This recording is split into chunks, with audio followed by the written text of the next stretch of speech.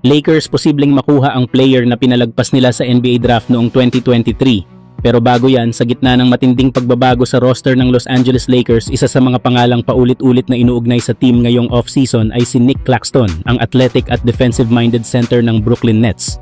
Ayon sa mga ulat mula sa Action Network at Los Angeles Times, may ilang insiders na naniniwalang may tunay na interes ang Lakers na kunin si Claxton, lalo na ngayong si Anthony Davis ay nasa Dallas na, kapalit ni Luka Doncic.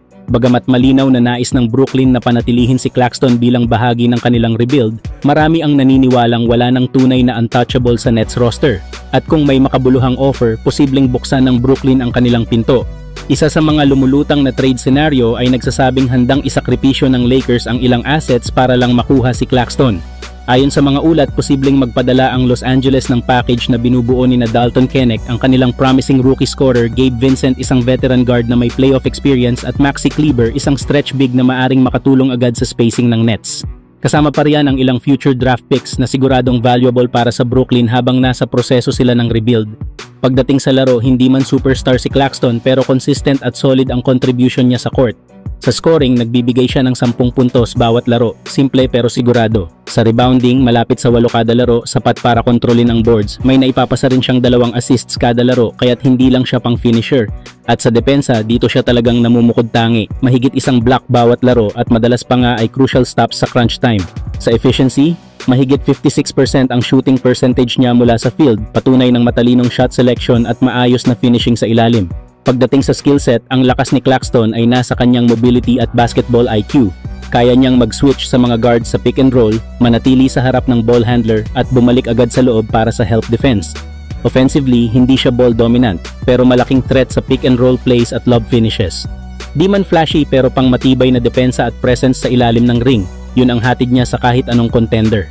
Ang tanong, hahakbang na ba ang Lakers at isusugal ang ilan sa kanilang batang piyesa kapalit ng isang defensive anchor na tulad ni Claxton? Kung tunay na championship ang hinahabol ng Lakers, kailangan nila matibay na poste sa ilalim. At ayon sa mga chismis, baka si Claxton na ang hinahanap ng Los Angeles Lakers. Samantala mga idol, isang nakakagulat na ulat ang lumabas kamakailan. Ayon sa mga insider, ang Eurocup champions Hapoel Tel Aviv mula Israel ay balak bigyan si Russell Westbrook ng isang alok na hindi pa raw nakikita sa buong kasaysayan ng European basketball. Oo, ganun kalaki raw ang salapi na nakahanda para kay Russ. Pero ano na nga ba ang status ni Westbrook ngayon sa NBA? Matapos ang season ng Denver Nuggets, free agent na ngayon si Westbrook. Hindi na siya under contract at ayon sa ilang ulat, wala pang malinaw na plano ang Nuggets na ibalik siya para sa susunod na season. Ginamit siya ng Denver bilang backup guard at bagamat may flashes pa rin ng explosiveness, medyo limitado na ang kanyang minutes at role. Ngayon, ang tanong, may NBA team pa ba na balak siyang kunin? Sa ngayon, wala pang konkretong balita na may team na naghahabol kay Russ sa NBA free agency market. Karamihan sa mga teams ay mas pinipiling mag-invest sa mas bata at mas versatile na guards, kaya medyo malamig ang interest para sa isang 35-year-old veteran na gaya niya. Speaking of age, 35 years old na si Russell Westbrook at ngayong season sa Denver, naglaro siya ng off-the-bench role. Averaging 11.1 points, 5 rebounds at 4.5 assists per game, hindi na ito yung triple-double machine na kilala natin noon. Pero may instant energy pa rin at leadership sa second unit. Sa panahong to, ang mga team na kumukuha kay Russ ay kadalasang contenders na naghahanap ng veteran backup na kayang magdala ng tempo off the bench. Pero kung wala ng NBA offer, ang isang malupit na kontrata mula sa Europe tulad ng alok ng Hapoel Tel Aviv ay posibleng maging tukso na mahirap tanggihan. So mga idol, sa palagay nyo, dapat bang subukan ni Russ ang European basketball para sa pinakamalaking paycheck ng karera niya? O maghintay pa rin siya ng tawag mula sa NBA kahit pa maliit ang role at sweldo? Samantala mga idol, mukhang may bagong trade request na namumuo sa Western Conference. Ayon sa ilang ulat, Cam Whitmore, ang athletic young wing ng Houston Rockets, ay interesadong mapunta sa ibang team kung hindi siya mabibigyan ng mas malaking papel sa rotation. Pero ang mas mainit dito, posibleng bumawi ang Los Angeles Lakers sa isa sa kanilang pinakamalaking draft mistakes noong 2023. Kung babalikan natin, available noon si Cam Whitmore sa 17th overall pick ng 2023 NBA Draft. Pero mas pinili ng Lakers si Jalen Hood-Schifino, isang combo guard na ngayon ay wala na sa roster matapos maisama sa blockbuster trade para kina Luka Doncic at Anthony Davis.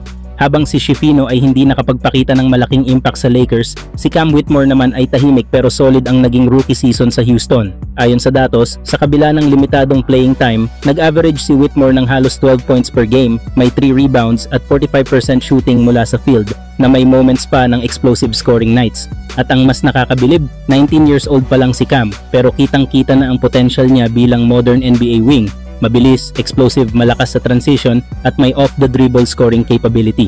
Ngayon, dahil hawak ng Lakers si Dalton Knecht, isang sharp-shooting rookie na may solid upside din, may usapan na posibleng gamitin ito bilang centerpiece sa trade package para kay Cam Whitmore.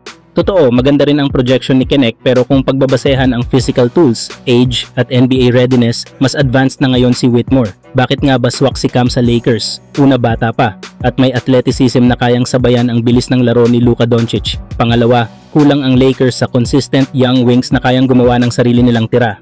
At pangatlo, kung long-term build ang habol ng LA, isang tulad ni Cam Whitmore ang perfect na isingit sa core para sa future.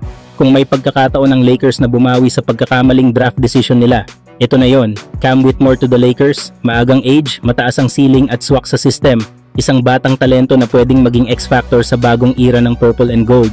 Kayo mga idol, maganda ba si Cam Whitmore sa Los Angeles Lakers kapalit ni Dalton Knecht? Huwag kalimutang mag-like, share at subscribe para sa mas marami pang NBA updates.